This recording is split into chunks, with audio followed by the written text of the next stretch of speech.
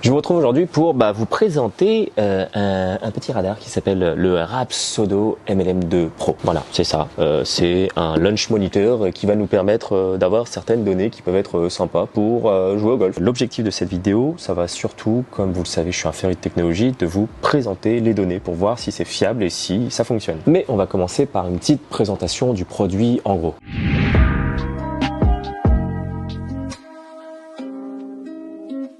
Alors le Rapsodo LMM2 Pro est à 700 $ actuellement, ce qui nous fait un tarif à 650 €. Et pour cela, vous avez du coup le radar avec un trépied, une petite carry case qui est assez sympa, hein, je vais vous la montrer en vidéo. Voilà, et elle est comme ça. C'est joli. Un câble chargeur et aussi une boîte de Callaway RPT des Chromsoft X-Ball, donc des très bonnes battes de qualité. Elles sont juste là, donc voilà, c'est cette balle là qu'on reçoit. Pourquoi elles sont pastillées en noir? Parce que les petites pastilles noires vont servir au radar pour pouvoir capter un peu mieux la balle. Sur le TrackMan, c'est la même chose, on met une pastille métallique pour que on puisse lire un peu mieux le spin. Donc c'est exactement le même principe sur ces balles là qui sont filées dans la boîte. C'est pour mieux capter le spin et pour le radar. Bon, d'après Golf Digest, vraiment l'un des launch monitors en tout cas très prometteur. Je vous avoue que je l'ai pas encore testé. Hein, on est vraiment, je vais le découvrir avec vous. En fait, il est en train de charger là. J'ai pas prévu de faire la vidéo parce que c'est pour ceux qui le savent, je suis un peu dans le jus hein, en ce moment. J'ai 2 enfants et pour vous dire la vérité, je vous montre les échanges mails que j'ai pu avoir avec Rapsodo, mais ils m'ont envoyé ce radar en août. Et là, on est le 5 novembre aujourd'hui à l'heure à laquelle je tourne cette vidéo. Et j'ai pas trop le temps, donc j'avoue que j'ai fait un peu ça à l'arrache. Mais en gros, tout ça pour vous dire, voilà, c'est pour ça qu'il est en charge là. Je vous présente le produit comme ça en attendant qu'ils veulent bien se lancer.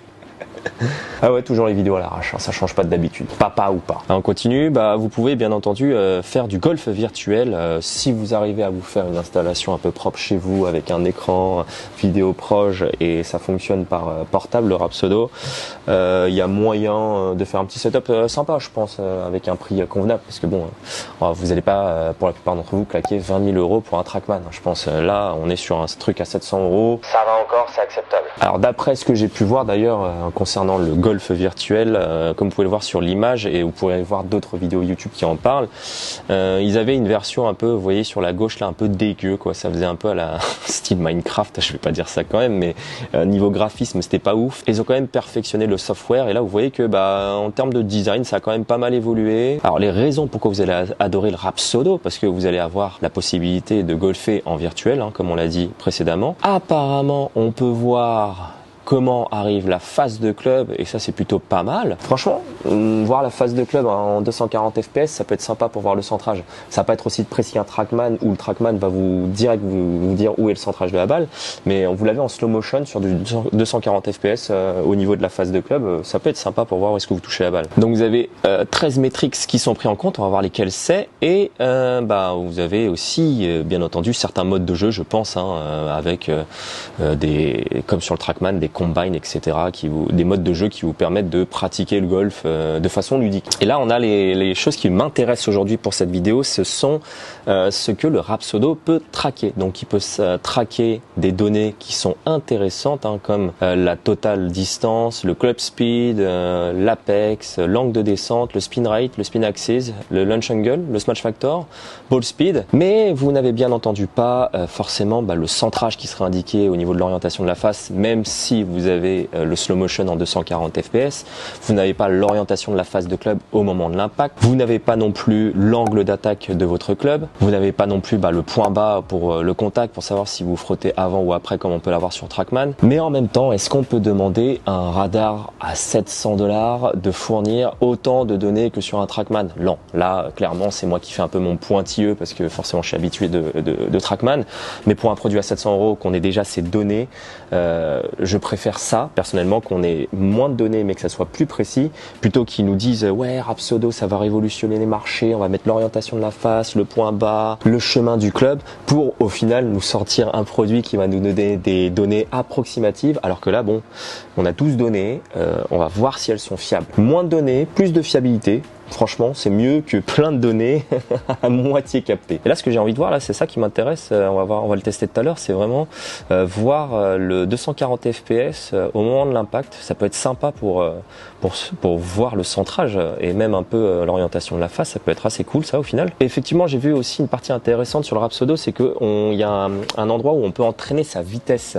Parce que d'après ce que j'ai compris, ils ont un partenariat avec des sticks de vitesse. Vous allez pouvoir utiliser le Rapsodo sans la balle pour faire du training de vitesse avec des clubs qui sont lestés au bout, comme je l'ai dit. Il y a cette option qui est plutôt pas mal. Donc pas besoin d'avoir une balle pour mesurer la vitesse de la tête de club pour ceux qui sont dans un training vitesse. Ça, c'est une option que je trouve fort intéressante parce que à la base, il faut acheter un radar spécifique normalement pour mesurer la vitesse de la tête de club. Et bien entendu, là on voit qu'il y a aussi une option de membership. Ça serait bien entendu trop facile pour Rapsodo de vendre un produit unique sans proposer un abonnement récurrent pour forcément avoir un business un peu plus étalé et que le business model soit un peu plus fiable et périn pour tout le monde. Parce que si on n'achète qu'un seul produit à 700 € mais que il n'y a pas de revenus récurrents, vous le savez que c'est pas forcément bien. Donc on a l'habitude maintenant dans notre vie de vivre avec des premium membership qui vont vous donner bien entendu des insights au niveau de l'application, qui va vous donner plus de fonctionnalités, sachant que si vous achetez le MLM2 Pro, vous voyez que vous avez 1 an de premium membership qui est offert. Moi, ce qui m'intéresse maintenant, ça va être tout simplement la fiabilité de ce produit, comme on se l'est dit. Et on va essayer de voir déjà si le radar est chargé, si je vais pouvoir le tester en live avec vous. Donc, je fais mes premières balles aussi avec vous et on va voir ce que ça va donner. La première chose qu'on va faire juste avant de commencer, ça sera de mettre les données qui vont nous intéresser sur le Trackman, qui vont nous permettre de mesurer les choses en rapport avec le Rapsodo. Encore une fois, si je mets l'orientation de la face mais que le Rapsodo ne l'a pas, ça nous sert à rien. Donc on va essayer vraiment de comparer ce qui est comparable. Je vais choisir les données et je vais vous dire ce qu'on va regarder. Juste pour une petite pause sur cette vidéo pour vous dire que si vous voulez progresser dans votre golf, sachez que je suis à votre entière disposition en région parisienne. Et si vous n'avez pas la chance d'habiter proche de chez moi, sachez que je vais organiser des stages et je vends également des formations de golf en ligne pour ceux qui sont loin de Paname. En tout cas, si ça vous intéresse, vous avez tous les liens dans la description de la vidéo sur mon site internet.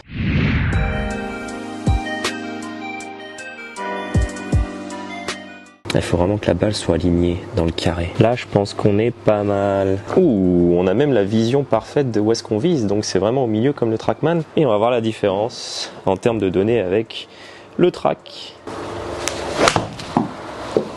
Ok. C'est solide. Un trait. Un trait pour commencer la journée. Qu'est-ce que demande le peuple? Ah, sympa, mais on a la vue, les gars. Putain, c'est filmé et tout. Si on place bien la caméra, on peut voir notre swing. On peut voir l'impact vision. Eh bah ouais, de comment je l'ai tapé. Waouh! Alors, pour le coup, je suis vraiment bluffé. Ça, c'est sympa, ça, cette la façon dont ça capte. Ça, c'est vraiment cool. En termes de données, carry 134, là, le Rapsodo, il me dit. Je suis à combien ici? 137. Ok, on a 3 mètres de différence. Les métriques, comment on fait pour regarder les métriques? Waouh! C'est pas cette caméra que je veux. D'accord, en fait, on peut utiliser aussi la caméra, je pense, pour se filmer si on pose le trépied derrière. C'est pas bête, hein. 108,9. On a 1 miles d'écart seulement. Et le carry, 134 mètres, comme on a dit. Club speed, on a moins d'1 miles de différence. Assez précis, hein. Ah, bah voilà les métriques. Ah, tu peux en fait en choisir que 3 dans les métriques que tu veux voir. Ok, bah écoutez, on va tester d'autres métriques. On va prendre le spin rate, on va prendre le club speed et on va prendre le ball speed. Allez, on refait un petit coup de fer 8. Ok. C'est un coup correct. Hein. Putain, j'adore qu'il y ait la vidéo avec le Rapsodo. Ah, mais il y a le shot tracer. D'accord, mais on pourrait faire des vidéos avec ça en fait. Les shot tracers, on s'embête plus. On met le Rapsodo sur le parcours en vlog pour les vlogueurs, ça peut être sympa. Donc le spin rate. Ah, là on a un petit problème de spin qui est complètement différent. La vitesse de tête de club, on est similaire à 0,1 miles près et la ball speed exactement pareil. Et j'ai envie de vous dire que là, c'est peut-être même le Trackman qui se plante parce que quand il est en italique, le spin, ça veut dire qu'il a été extrapolé et non mesuré. Donc on va retaper quelques-unes pour voir si le taux de spin bouge. Mais en tout cas, en tête de vitesse de club et de vitesse de balle, c'est super précis. Là, on a pu le voir sur les 2 derniers shots. On va voir le spin, ce que ça donne. Je pense que la vitesse de balle, vitesse de club, ça va être pareil. On a un 5007 de spin en italique sur le Trackman.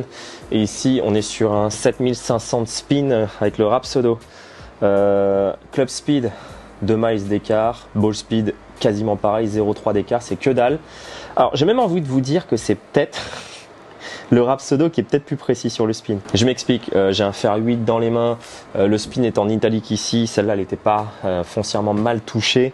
Un 7005 de spin sur un fer 8, cette vitesse de tête de club, c'est pas déconnant. Bon, en gros, si on a des erreurs de spin, ce qu'on va faire, c'est que je vais mettre des petites pastilles métalliques pour que le TrackMan détecte mieux et qu'il soit plus en italique. A few moments later. Ouais, un taux de spin plus fiable avec les pastilles forcément. Et bah là, le spin est pas en italique et ça y est, TrackMan le détecte. Là où je suis bluffé quand même, c'est que le Rapsodo est plus précis, ça veut dire sur le spin, est capable de plus détecter le spin que le TrackMan. Ça c'est un point à souligner, dû à la balle spéciale qui est fait pour ça, avec beaucoup de marquage noir qui, je suppose, pour le Rapsodo permet de mieux détecter le spin. Mais effectivement, assez bluffé de savoir que le Rapsodo détecte plus précisément le spin et plus proche de la réalité en tout cas que le TrackMan qui, lui, comme vous avez pu le voir sur les précédents shots, essayait d'extrapoler le spin vu que c'était en italique. Maintenant qu'on a validé le ball speed, la vitesse de tête de club et le taux de spin, on va mettre le carry, le smash factor. Qui pourrait être intéressant, c'est les angles de décollage. Ça pourrait être cool. Ouh, ça c'est bien claqué ça. C'est un bon contact, comme on les aime. C'est un trait baby fad. Alors, au niveau des stats, on a un carry du coup sur le TrackMan à 129 mètres de portée. Ce qui est assez intéressant, c'est que sur le shot, comme il vient de me le faire là, au niveau du shot vision, c'est que c'est exactement pareil que le TrackMan. Il arrive à détecter en fait la balle qui s'échappe un tout petit peu à droite en baby cut et c'est exactement le même tracé qui est juste là. C'est fou. C'est fou qu'il soit aussi précis. Un carry du coup à 3 mètres de différence qui est absolument que dalle, un smash identique à 0,1 près et launch angle qui est correct aussi quoi. Launch angle à 1 degré, on a des écarts de données qui sont de l'ordre de moins de 3 à 4% sur les shots, on est même sur du 1 ou 2% par rapport au TrackMan. Bluffé. Bluffé de ouf. Attendez, je vais retester d'autres données parce que là, attends, c'est fou quand même. C'est fou que ça soit aussi précis que sur un TrackMan. Ils n'ont pas toutes les métriques, mais c'est assez fou que ça soit aussi précis qu'un TrackMan à si peu de degrés d'écart. Alors on va prendre le spin axis, on va prendre l'apex et on va prendre l'angle de descente. En fait, je suis même pas obligé de retaper des shots depuis tout à l'heure. J'ai juste à changer les données pour voir si c'est bon. Parce qu'il les capte aussi. C'est juste qu'on peut en afficher que 3 sur l'écran. Je suis vraiment trop nul. Le spin axis, on a 3 de spin axis sur le TrackMan, 2 degrés de différence. Un apex à 2 mètres d'écart et un angle de descente de 3 degrés d'écart. Donc encore une fois, assez précis quoi. Bon, maintenant qu'on sait que c'est précis, ce qu'on va faire, c'est qu'on a rien de faire un fer 8. On va monter un peu en club. Je vais taper des drives parce que je veux voir si à haute vitesse ça change quelque chose. Parce qu'il faut savoir que sur les radars un peu moins chers, forcément, quand la vitesse augmente, si j'augmente la vitesse de tête de club et de la sortie de balle, on va voir si ça tient la précision ou pas. Je vais faire exprès d'accélérer un peu les drives pour voir ce que ça donne et voir si le Rapsodo tient ses promesses, même sur des swings un peu plus élevés. On va changer, on va dire que je joue le driver, c'est parti. Oh, c'est mal touché. On va voir ce que ça donne. Elle est horrible. Enfin, elle est horrible. Sur la piste, mais pas très bien touché. Alors, qu'est-ce que nous dit le Rapsodo et le TrackMan? Intéressant, c'est déjà que dans le swing, il voit la même trajectoire, un peu en draw, comme vous avez pu le voir. On revoit le shot vision quand même qui est intéressant à analyser. Il me la voit swinger en draw, effectivement. Comme sur le shot tracer, c'est intéressant de voir quand même, il respecte en termes de données. Vitesse de tête de club 104,6 sur le Rapsodo. Le carré, il y a 6-7 mètres de différence, le smash c'est un 50. C'est ouf. C'est ouf quand même comment c'est précis. Même sur. Je vais essayer d'accélérer, on va voir. Mais déjà si ça tient à 104 miles, forcément ça va répondre à 99% de la population, enfin 95% de la population. Parce que le club side speed à 104, ça commence un peu à être rapide. On va essayer d'en mettre une grosse pour voir si ça tient la route. Oh! Je me suis froissé un muscle. Elle est même pas foncièrement plus rapide. Ah si, 109 miles. Écoutez, j'ai essayé d'accélérer un tout petit peu. Alors on est à 108 miles sur vitesse de club avec le TrackMan. Je suis à 107 avec le Rapsodo comme vous pouvez voir. Carry à 1 mètre près. Smash parfait. Full à droite. Est-ce qu'il a détecté full à droite le Rapsodo? Attention. Verdict. Ouais, il a détecte full à droite aussi, hein. Full à droite du trait blanc. Bah écoutez, je suis un peu bluffé.